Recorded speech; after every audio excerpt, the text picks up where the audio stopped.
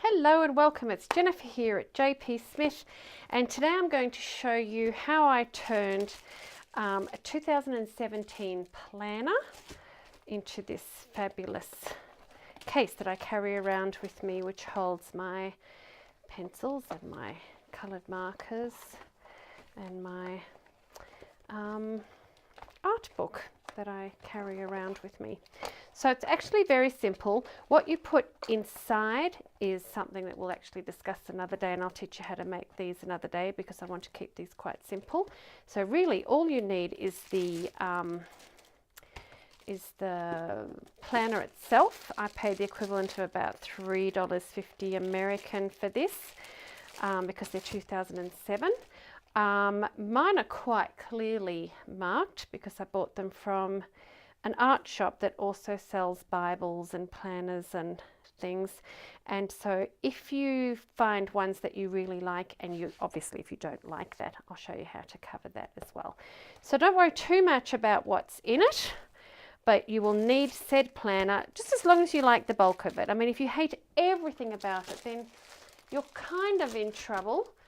I bought this one the other day, which is really, in my personal opinion, very manly and a little bit ugly, but I think it's going to work just as well. I love that that's black, and I'm going to cover this part of the outside in some zebra fabric, and so you can do something with it, but the fact that the spine is black and the back is black and quite plain makes it easy, I think, and the same with the zip. So I think if you hate yellow and the zip is yellow, you're kind of in trouble. So get something that you at least like something about it. So this is the first in a series that I'm going to show you because there's so many things you can do with it. So let's get started straight away. You're going to need your planner. You're going to need some glue. I'm using a glue gun for some of it, but you can use normal glue. The other thing that you really need is a knife, something quite sharp. So I'm going to start off by obviously opening it and throwing away the packaging.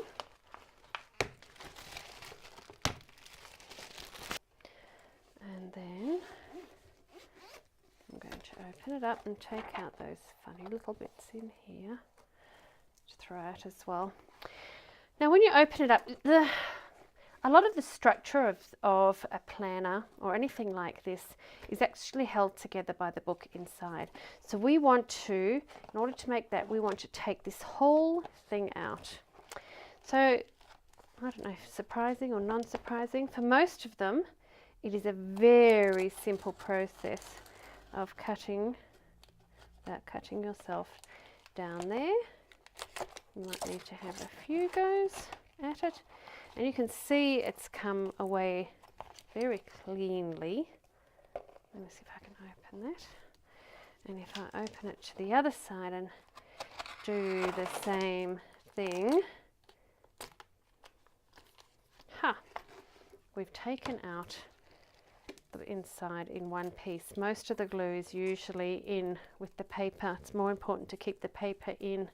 And suddenly we have ourselves a cover. Now in theory you can just zip it up, put your things in, and you're ready to go. But it would be nice to cover, even though I really like this paper cardboard, and the Scot in me would like to keep it and do something precious with it, but we're going to leave it. Oh, the other thing you're supposed to get, which I'm sorry I forgot to tell you at the beginning, of course, is your fabric. So I love this fabric. It's one of my favorites. So I am going to use it to cover the inside of this. So I'm just going to lay it down like that. And of course we need a pattern. So problem A is I can't give you a pattern. I normally give you free patterns if I can. But I can't for this one because I don't know the size of your book. But of course your book does. So we want it exactly the size of this, plus the spine, plus the other side. So we'll start here. I don't think that top is very straight, so you might want to, in fact I'm going to be a really good girl and I'm going to use a ruler, and I'm going to make a nice straight line across the top. We're using the back side of the fabric because it's too dark on the other side to really see what we're doing. In fact, I'll put it this way, you might be able to see it better. So lining up exactly on that left line there, I am going to trace it nice and close to the book so that it's exact. And I'm going to draw a little line there just so that I know where the end is, because we are now going to lift this up and draw, just mark it just in case we move it, and then we're going to put it down again and keep going and keep going and go around here, and we now have a perfect pattern of the inside of the book. Now this you can discard, which is such a waste, but look at these lovely pages in there and this lovely nice thick paper here. So don't just totally use it for scrap paper, use it for notes, recycle it. There is so much that you can do with it. Make it into greeting cards, cut up pieces to use for things. I try and use every little piece of thing that comes my way. So just look at some of the other videos and see what you can find to use that paper, because I love recycling. Greeting cards is a good one. I haven't done a lot on greeting cards yet. I have made thousands and thousands of them over the years and sold, I was going to say all of them, but of course I give a lot away as well. So it's easy for me to forget just how much people enjoy making them and can recycle things. So please someone remind me. Just make a comment below when you subscribe and so on.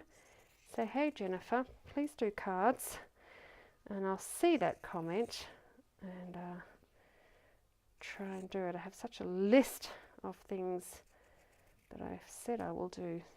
So it's easy for them to get lost at the end of a very long list. Okay, so when we open this up again, that should fit in there perfectly. It actually doesn't go quite to the end, which I'm very surprised about. So I obviously did a really bad job of that. But I like the colour in here, so I'm actually fine, but you might not be. So maybe do them a little bit further out and then rather have it too big than too small. Okay, so I am going to use my hot glue gun for the spine. The spine is now quite soft. A lot of the integrity of the spine is held together by the book inside it, which we no longer have.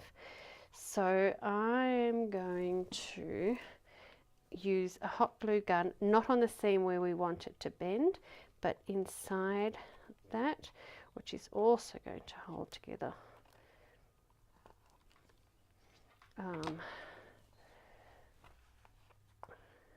the zip from going too far and all those kinds of things. It's a bit hot, a bit hot, a bit hot. Do another layer. I think I'm going to put a little bit in there.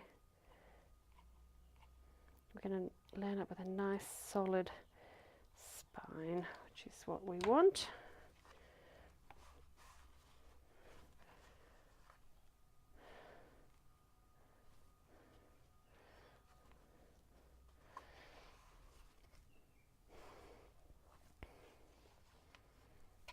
That can still bend nicely, but we're getting a nice tough spine behind it.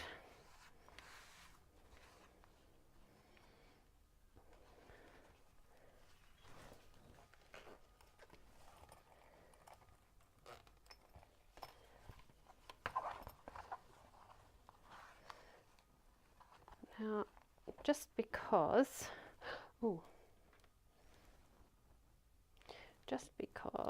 we don't want the end fraying, I'm just going to put a little bit of glue on the back here and tuck it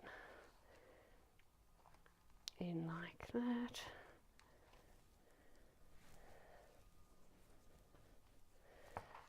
And at this end, I'm going to be very careful at this end because we want the book to be able to open and shut still. But there's certainly, you can get that in there where the zip's not moving. And I keep opening and shutting it just to make sure. There we go. Perfect. And now I can get in there.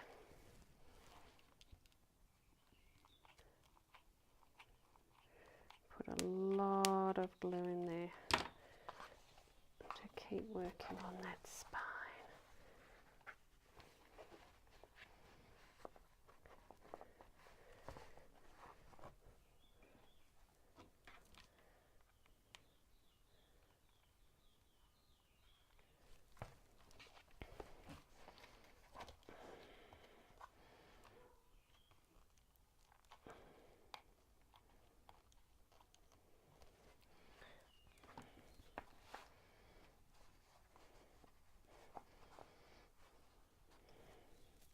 Now, variations on the theme. If you're a sewer, before you put this in here, you can sew pieces of elastic or pockets similar to this so that the pencils can go in like that, or you can have it loose, and I'll show you how to make this another day, but so you can actually have it as part of the pencil case. And of course it can be for pencils, or in this one I'm going to be putting something similar to the pencils, but all my crochet hooks on this side, all my knitting utensils on that side. So it's for anything that you want to keep. This looks fabulous on a bookshelf, so to be able to keep my knitting and sewing bits and pieces on hand, I think is fabulous. I really do. And just keep them on the bookshelf so I always know where they are. This is just a very basic PVA. You've heard me talk a lot about PVA before. In America they have a brand called, what's it, Elmer's, I think. It's white glue, wood glue, it's all the same thing. Not too thick, but a nice coat. I'm going to start at this end and really push it. Oh yeah, this has gone to the edges. I still, though, I think I should have cut it slightly bigger. And I love the turquoise background, so to me it just ends really nicely. And I'll turn this side around. Whoops, probably a little bit too much. This is one where we want neither too much nor too little, actually. Really too much and it'll absorb into all this paper and everything will buckle, and too little, of course, and none of it will stick. Oh, see, still a bit much.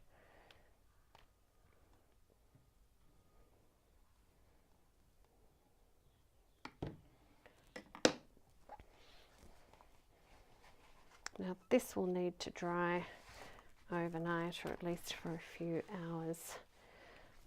You really don't want to be putting anything in it yet.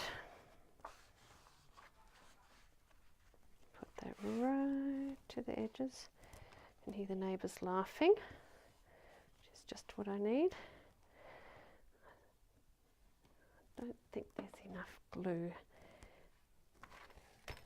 down this end. Got to get some of that back that I got rid of.